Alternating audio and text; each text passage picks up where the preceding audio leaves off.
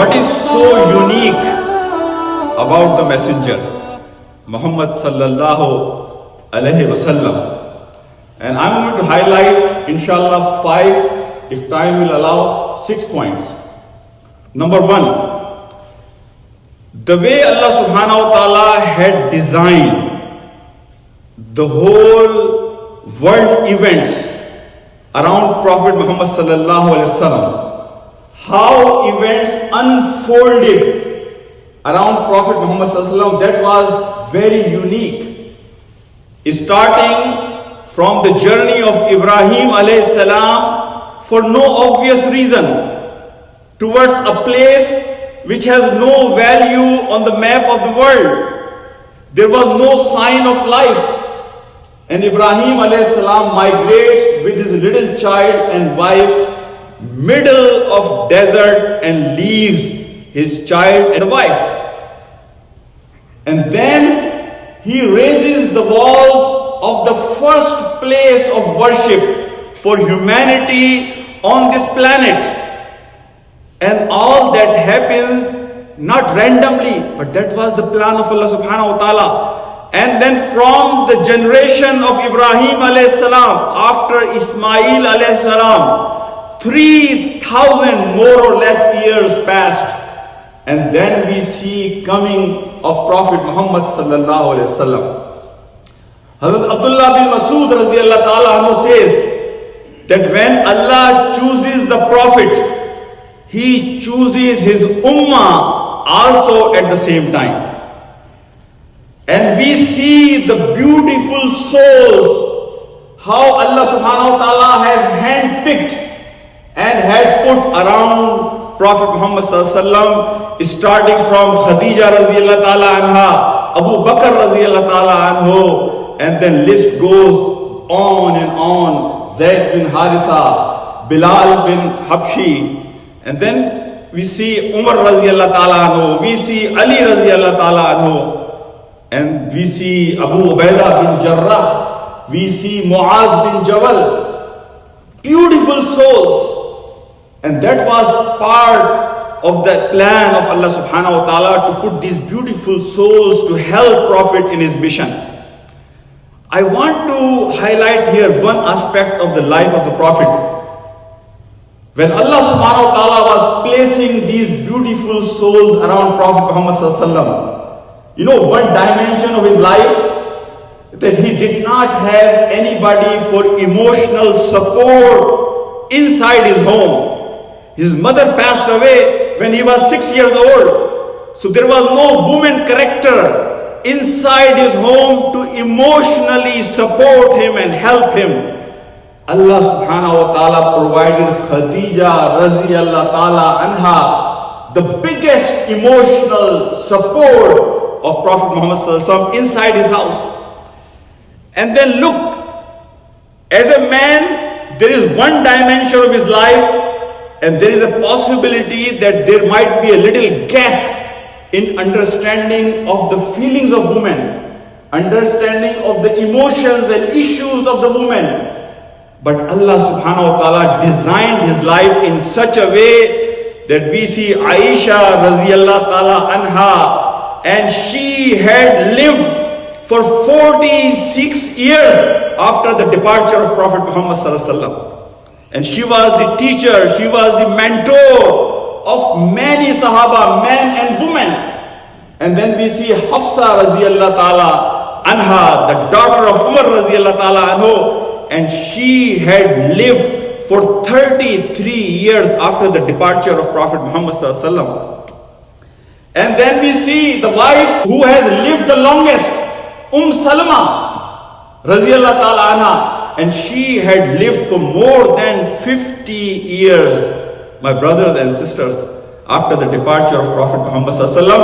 And look at the beautiful fruit from the life of Salama is Hassan Basri rahmatullah alayh, that she was the one who was mentoring Hassan Basri rahmatullah alayh. So Prophet sallallahu alaihi wasallam, all dimensions of his life were covered, because this is the last model for humanity until the last human being is going to come. So Allah subhanahu wa ta'ala wanted to make this deen a complete way of life, to cover all dimensions of Prophet Muhammad sallallahu alaihi wasallam life. Surah Maida, Al-Yawma akmaltu lakum dinakum wa atmamtu alaykum ni'mati wa raditu lakumul Islam deena. My brothers, this ayah, as it is said by one Jew to Umar radiyallahu ta'ala anhu, if we would have received this ayah of Surah Maida, we would have celebrated that day as a Eid day. Because Allah subhanahu wa ta'ala has not revealed this ayah for any Nabi. 124,000 before Prophet Muhammad sallallahu alaihi wasallam. And Allah subhanahu wa ta'ala saying, Al-Yawma akmaltu lakum deenakum. Today we have perfected your deen. Today we have completed your deen. Wa atmamtu alaykum ni'mati. And today we have completed our ni'mah on you, Prophet Muhammad sallallahu alaihi wasallam. The first thing is the deen, the way of life, the code of life, how you should live your life. This deen is complete. For rest of the humanity, this will be the role model. And then in the last, Allah subhanahu wa ta'ala say, وَرَضِيتُ لَكُمُ الْإِسْلَامَ دِينًا. And I have chosen, Allah subhanahu wa ta'ala has chosen this deen, al-Islam, for you as a way of life. My brothers, this ayah in itself speaks for this deen. This deen is the complete way of life. This deen is the ni'mah of Allah subhanahu wa ta'ala. And this deen is chosen by Allah subhanahu wa ta'ala. Then Dr. Israr Sahab says in one of his speeches, this ayah, هُوَ الَّذِي أَرْسَلَ رَسُولَهُ بِالْهُدَى وَدِينِ الْحَقِّ لِيُظْهِرَهُ عَلَى الدِّينِ كُلِّهِ وَلَوْ كَرِهَ الْمُشْرِكُونَ. According to him, this ayah was especially given to only Prophet Muhammad sallallahu alaihi wasallam. This ayah was not given to any Nabi before the Prophet Muhammad sallallahu alaihi wasallam. And this ayah is talking about the mission of the Prophet. The Nabi is sent to raise the word of Allah subhanahu wa ta'ala, to establish the deen of Allah subhanahu wa ta'ala. My brother, this ayah came not one time, 2 times, 3 times in Quran. Surah Saf, Surah Tawbah, Surah Fath. And the way the mission was completed by Prophet sallallahu alaihi wasallam. One man started this journey from the mountain of Hira, and just within 23 years, he was able to gather 120,000 beautiful souls on the occasion of Hajjatul Wida in the ground of Arafah. No Nabi out of 124,000 was able to complete this mission the way Prophet Muhammad sallallahu alaihi wasallam had completed. And this is something unique about Prophet Muhammad sallallahu alaihi wasallam. Today I'm also going to talk to you about another aspect which is so unique. You know, when people talk against Prophet Muhammad sallallahu alaihi wasallam, that is because of the ignorance. That people really don't know. They don't know any better than whatever information they have received through media.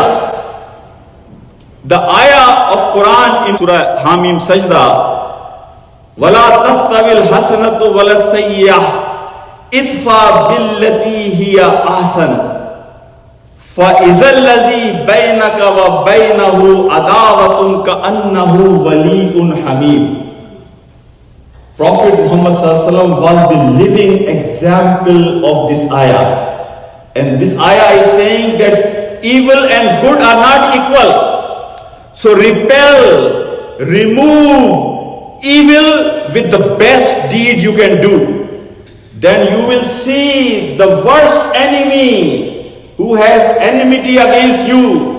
He will become your friend, your wali, your closest helper. My brothers and my sisters, And when we see the life of Prophet Muhammad Sallallahu Alaihi Wasallam, sabr means that when you have power to take revenge, you have power to show your muscles, you have power that you can show how strong you are, and at that time you show mercy.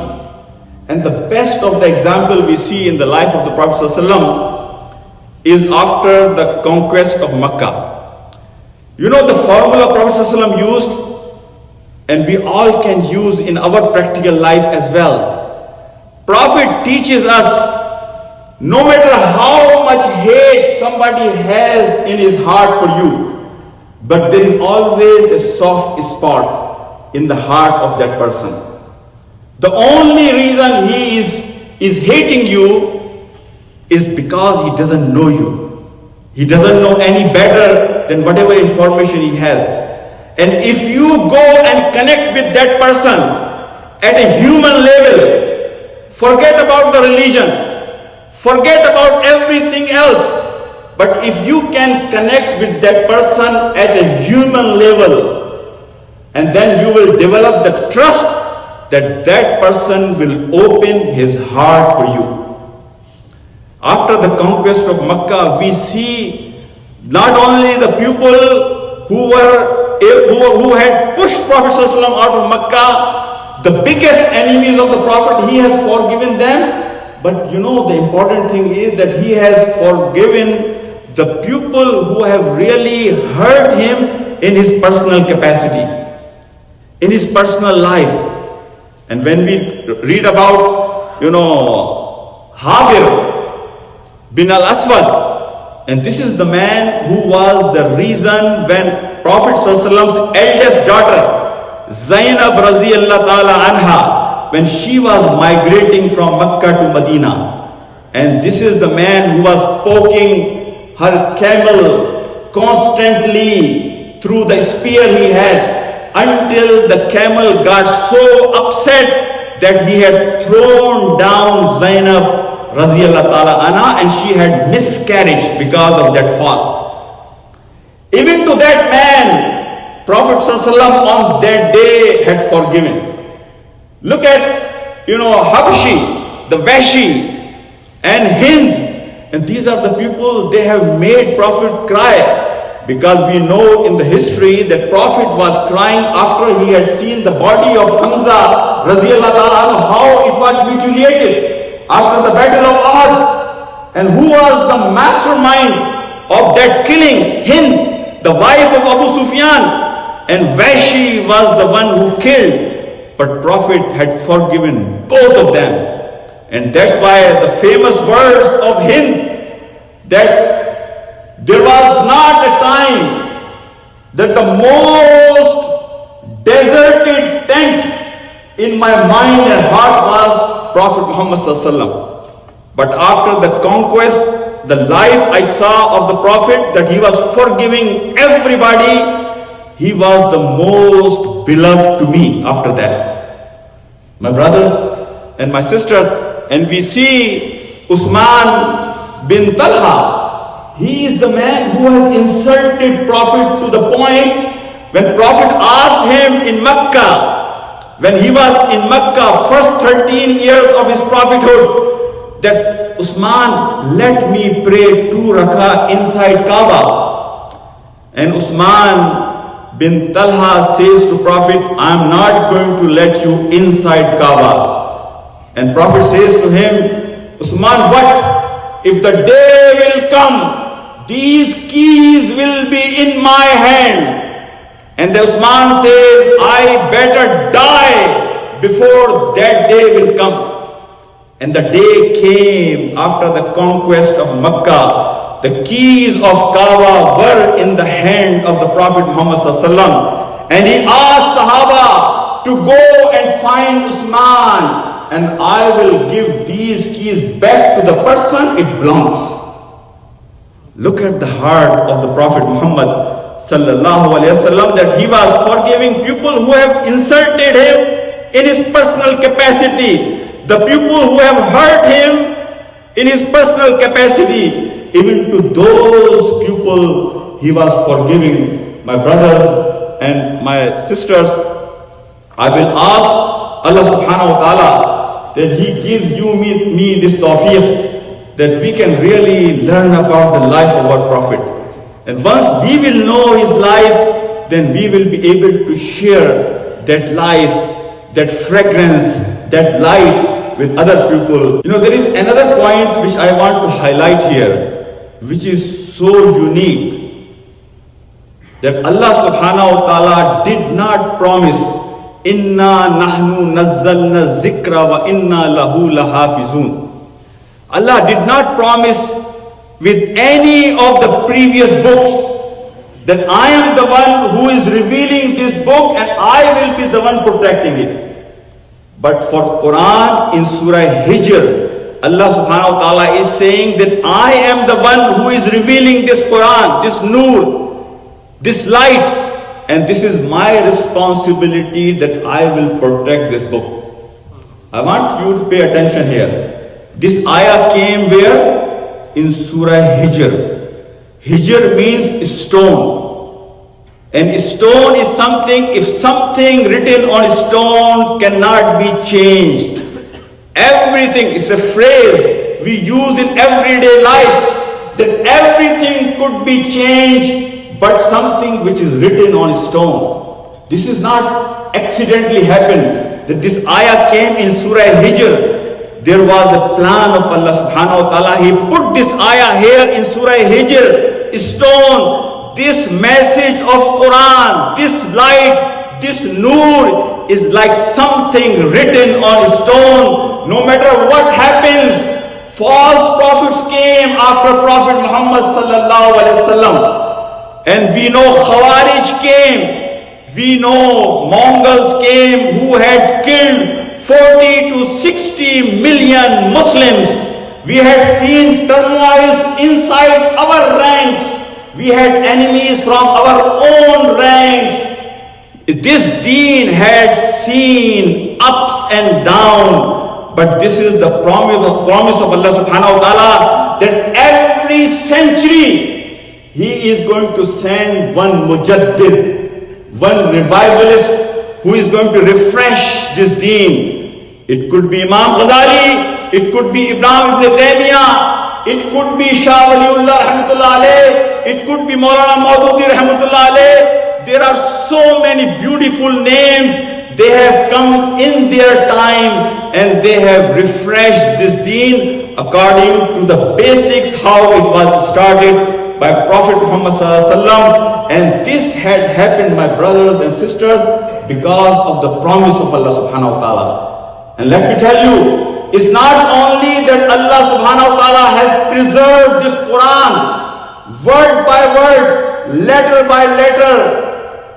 Allah subhanahu wa ta'ala has preserved even the life of the Prophet Muhammad sallallahu alaihi wasallam, the way that he had not preserved life of any prophet before him. You know about this prophet, even what he does in his bedroom, in his private life. We know every single thing about the life of the Prophet Muhammad sallallahu alaihi wasallam. This is because this was part of the plan of Allah subhanahu wa ta'ala, that he wanted to preserve the life of Prophet sallallahu alaihi wasallam as a role model for you and me, and this Quran as a noor and as a light for you and me. My only thing is, my brothers and my sisters, this deen is going to prevail. The only question I have for you, where we will stand, this deen is going to prevail. This deen is a promise of Allah subhanahu wa ta'ala. Ya ayyuhallazina amanu kunu ansar Allah. And Allah is inviting you and me. Among you, who are the people who can become ansar of Allah? Like Isa alayhi salam asked his Hawarian, Man ansari ilallah? Who are among you ready to become ansar? The friends, the helpers, the supporters of Allah subhanahu wa ta'ala. And the Hawarian answered, Nahnu ansarullah. That we are the helper, we are the ansar, we are the supporters of you, Isa alayhi salam. Same way Allah's deen is asking you and me, Ya ayyuhallazina amanu, that who among us Kunu Ansar Allah. Who are among us are the supporters of the deen of Allah subhanahu wa ta'ala? Man Ansari? And our answer should be Nahnu Ansarullah, that we are the supporters. And the supporters means that we ourselves learn this deen. We become ambassador of this deen. We become the role model in the society to present this deen to the people, that they are going through misery, insecurity, pain. My brothers and sisters, you and me, we have the treatment, we have the remedy to cure the problems of humanity. I pray to Allah subhanahu wa ta'ala, we really become the true servant, true abd of Allah subhanahu wa ta'ala, that we really become ansar of Allah subhanahu wa ta'ala, that we become role model for this deen in this part of the world. Wallahi, you and me we are privileged, we are honored by Allah subhanahu wa ta'ala. As I said, what Abdullah bin Masud radiyallahu ta'ala anhu said, when Prophet is chosen by Allah subhanahu wa ta'ala, Allah chooses his ummah at the same time. If you and me are given this honor to be part of the ummah of the Prophet sallallahu alaihi wasallam, we should feel good about it. But this privilege comes with the responsibility, and the responsibility is that Prophet will be shahid, will be witness upon us, and we will be the witness among the rest of the nations coming, because Prophet can say that he has delivered his message. Allah is going to ask you and me if we have done our job, that we were able to deliver this beautiful message of Islam to other people, to bring them out of the darkness. My brothers and sisters, I pray to Allah subhanahu wa ta'ala that He gives us tawfiq, that we really can refresh our iman, we can recommit to our iman, and we can become a better Muslim in every capacity possible.